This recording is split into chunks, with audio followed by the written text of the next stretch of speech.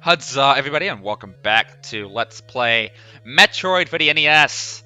Last time we just made Ridley our biatch, and oh my god, stop hitting me! Ugh! And today, we got some cleanup duties to perform, so let's get some energy tanks, some missiles, and reclaim the ice beam, and then we're gonna make our way over to Turan and fight the final boss. This playthrough went by a lot faster than I would have thought. Like, I know this game isn't that long when you know what you're doing, but I know, like, a lot of my play sessions in the past took me maybe like 5 hours or so just to get through the game. And keep in mind, this is without a strategy guide either, so, yeah. Basically, what I'm saying is the strategy guide that I'm using right now basically cut our playtime in, like, 4 times the usual amount of time it would take me to beat this game.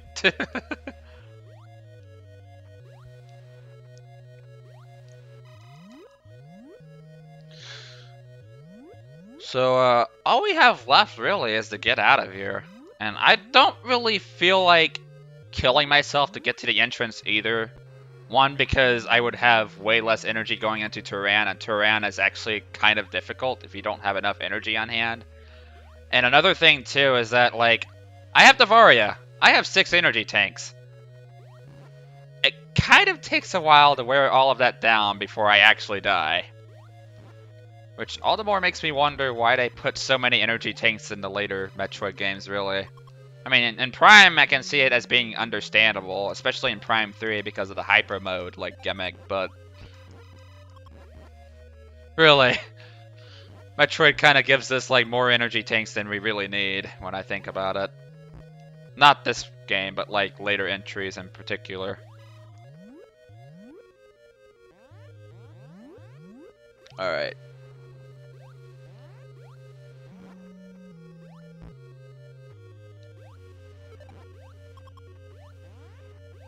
The enemies in this area look so weird. Are they supposed to be like the little fry guy things from Mario 2 USA? The little fireball things? Because it looks like they have faces, don't they?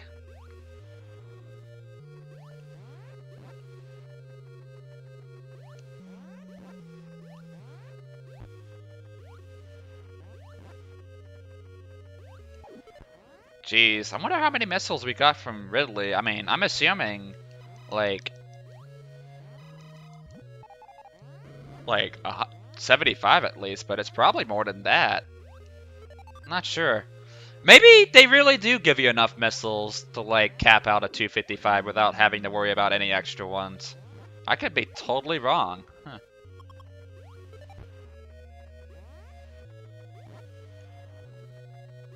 It's just the energy tanks and the energy tanks only that they do that with for some reason. Okay, so I guess we're not getting that missile, so... Oh god, I just... pressed my mic for whatever reason, trying to scratch my nose, but I hope that didn't get caught up in the mic noise too much. I was trying to think of what to call that, but I don't know. Sometimes my vocabulary can be limited, sometimes it isn't. I don't really know. I'm kind of an inconsistent motherfucker when it comes to speech and vocabulary.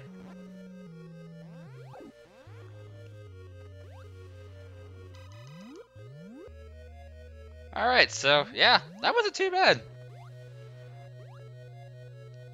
If the backtrack back wasn't so bad for Ridley, then why the fucking hell was it so awful getting out of, like, Kraid's lair then, you know? Like, what the hell? Okay, so... we need to get the ice beam again because, for whatever strange reason, beams don't stack in this game, even though the long beam stacks just fine. So, let's go ahead and take care of that. And also grab a bunch of expansions along the way, too, because that's what I was talking about earlier. Like, I figured I'd go back to it now and get all the expansions behind it, because there must be, like, what, 6 missile expansions behind the area? Or room with the ice beam? I like how there's like two opportunities to get the ice beam too. It's like they knew like you were gonna throw away the ice beam coming into this place, but then they decided to make it less painful to actually go out of your way and get it. So they gave you another opportunity to get it in this game. That's nice of them. It kind of reminds me of this one portion of Metroid 2 where because the beams don't stack, and like the 7th area of the game, they actually have this like vertical hallway with rooms that lead to all of the beam upgrades in the game. Like, you already collected, like, the different beam upgrades from previous areas, but, like, they just have them all there at once in case you want to switch out beam weapons, and I thought that was pretty cool. If a bit niche, but, eh. Every game's gotta have its own distinctive charm to it, I guess.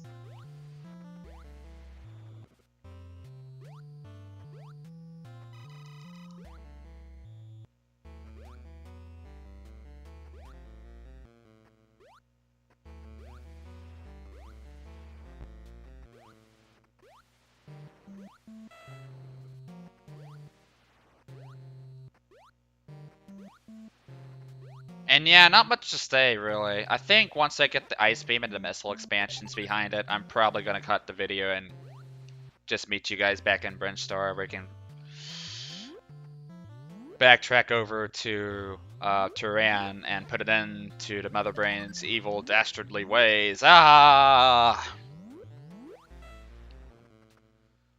I'm so glad this playthrough isn't too long either. I don't really have too much to say about Metroid other than it hasn't really aged all too well, so it's like, yeah, I only have so much to say about this game before drilling and everything I already have to say in to this playthrough like a dead horse, or beating it like a dead horse, rather.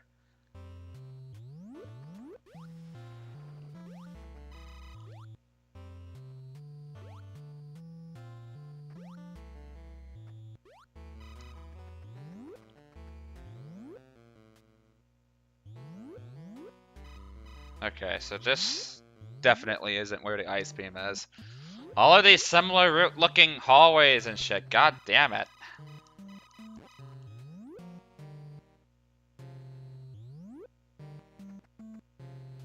Oh, wait a second, hold on. I messed up. I'm supposed to go like 2 doors down. Thank God for strategy guides.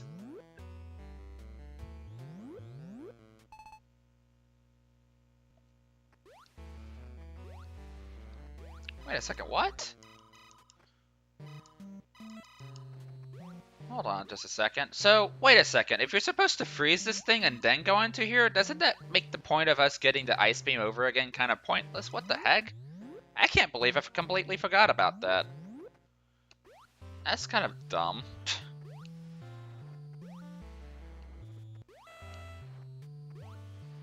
Well, there should be another way there, I think. So, we'll just loop around, I guess. Let's get the missile expansions over here first, though. We're gonna need all the missiles we can get, because we're gonna be pumping lead here in a bit once we get to Turan, because good lord, we're gonna be draining missiles like a motherfucker once we get there.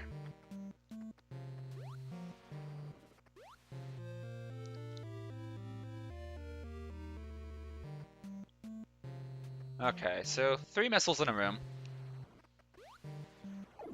Why couldn't the other long hallways be like that? Like, you just have, like, this one room out of the way that just suddenly has 3 missiles, and you didn't have to put much work into getting them. And yet, like, you had to backtrack through, like, 2 or 3 long hallways just to get to, like, 1 missile expansion. Like, what the fuck?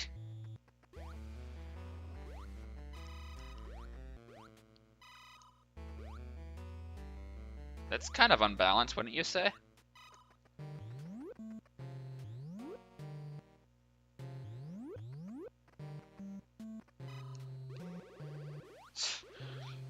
I forgot where the jump button is, apparently.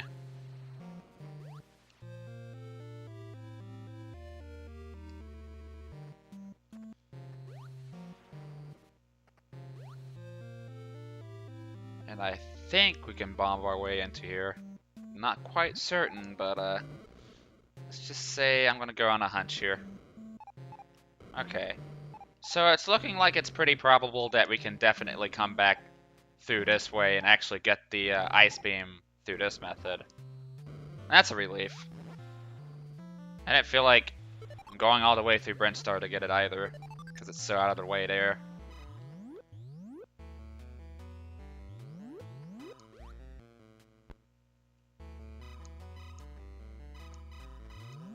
Whoa. What's up with the color glitches here? What the heck?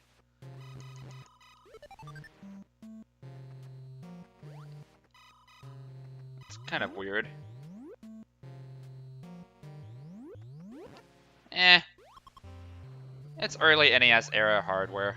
I can't really expect too much. Okay, so... Okay, cool. So we can go this way. Good deal.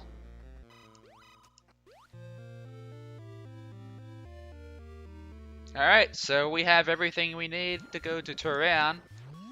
We got our ice beam back. We beat all the mini-bosses, and from here on out, it's endgame. So, let's see, what time is it? 11:33? I mean, I guess I could just backtrack there and just show you guys the way, I guess. I don't know.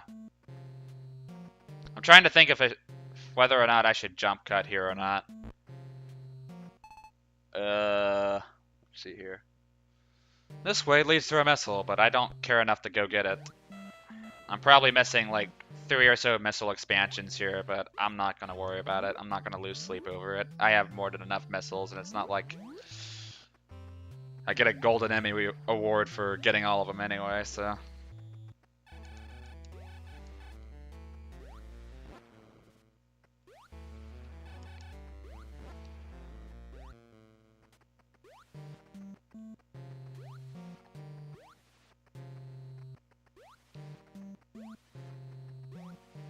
Yeah, I'm jump cutting. Alright, I'm back, and we're back here in the first vertical hallway of the game. The same hallway we used to get to the long beam, actually. So, what we want to do is skip past this door and just keep going.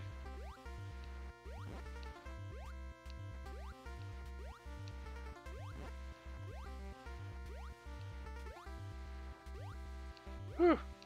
I think I've really gotten the hang of the controls now, because I'm just jumping through these platforms like a champion.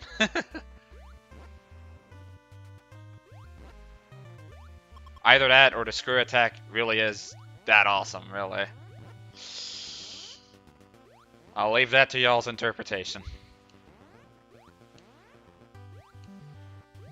Just jump through everything. Just don't even worry about them. We don't need to give a shit about them. Anywho, once we beat all the mini-bosses, we just shoot these statues here. And it'll create a bridge to the final area of the game. And there is a way of glitching past this to where you can ignore creating the bridge and just abuse, like, I think it's like bomb jumping, sequence break tricks or whatever. But anyway, yeah, it's totally possible to skip all of this and just go straight to the final area of the game. But quite frankly, guys, that would kind of ruin the whole purpose of this Let's Play, wouldn't it? Because then we'd basically cut down the playtime of this whole ordeal to, like, what, 15 minutes overall? So, yeah, we're not doing that. I mean, technically I could go and Let's Play Link to the Past and beat it in like 10 minutes, but why would you want to? And miss out on all of the other great elements of that game, you know? Anywho, next up is the final part of Metroid NES, so thank you guys for watching, and see you guys then.